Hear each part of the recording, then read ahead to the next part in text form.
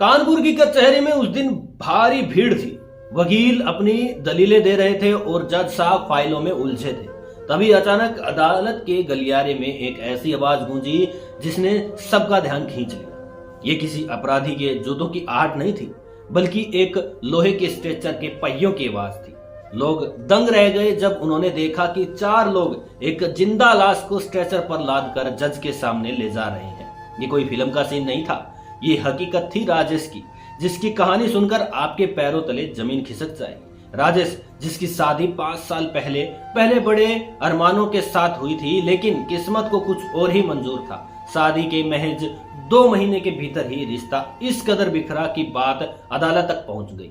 तनाव इतना गहरा था कि राजेश का शरीर इसे झेल नहीं पाया और उसे एक भयानक ब्रेन हेमरेज हुआ। नतीजा, राजेश की पूरी बॉडी पैरालाइज्ड हो गई। वह हिलने डुलने तक का लायक नहीं रहा था।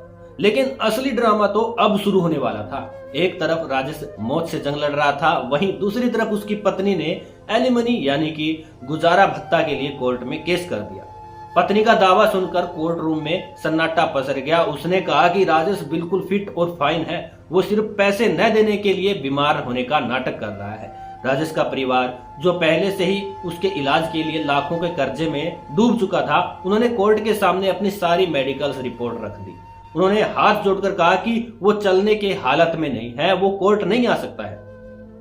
लेकिन कानून की आंखों पर तो पट्टी बंधी हुई थी। कोर्ट ने उन्हें सभी रिपोर्ट्स को ये कहकर ठुकरा दिया कि ये सब झूठी हो सकती है। सिस्टम की इस बेरुखी ने एक लाचार परिवार को वो करने के लिए मजबूर कर दिया जो शायद किसी ने सोचा नहीं था। वो राजेश को उसी स्ट्रेचर पर लेटाकर सीधे जज के सामने ले आए कि साहब, अपनी आंखों से देख लो, क्या ये आपको नाटक लगता है? हैरानी की बात देखिए, राजेश के पास अपने इलाज तक के पैसे नहीं हैं, परिवार पाई पाई को मोहताज है, लेकिन फिर भी कानून का तराजू उसके पक्ष में नहीं झुका।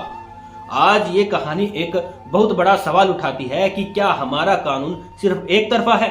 क्या एक मर्द का पैरालाइज्ड होना भी उसकी बेगुनाही का साबुत नहीं बन सकता?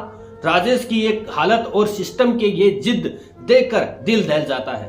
क्या वाकई हमारे समाज में लड़कों के लिए न्याय का पैमाना अलग है? इसी कहानी को सुनकर आप खामोश नहीं रह पाएंगे, क्योंकि ये सिर्फ राजेश की नहीं है, बल्कि उस सिस्टम की हार है जिसे हम इंसाफ का मंदिर कहते हैं। क्या आपको लगता है कि राजेश को इंसाफ मिलेगा या सिस्टम उसे ऐसे ही कुचल देगा? अपनी राय कमेंट बॉक्स में जरूर बताएं और इस वीडियो को शेयर करें ताकि ये बात ऊपर तक पहुंच जाए। आप अपनी राय कमेंट में जरूर रखना।